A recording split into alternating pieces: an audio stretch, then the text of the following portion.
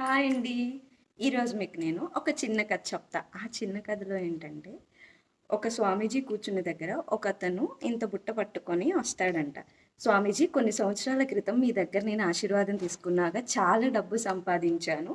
అందుకు ప్రతిఫలంగా ఇదిగో మీకు ఇస్తున్నాను అన్నాడంట. ఆయన అది చూసి ఏంటి ఇది అన్నాడంట. ఈయన ఓపెన్ చేస్తే బోల్డ్ అన్ని డబ్బు కట్లు ఉంటాయంట. ఎందుకు ఇది అన్నాడంట. నాకు అప్పుడు డబ్బు లేదు, కానీ ఇప్పుడు డబ్బు ఉంది. అంటే ఇంకేం కావాలి నీకు అన్నాడంట స్వామీజీ.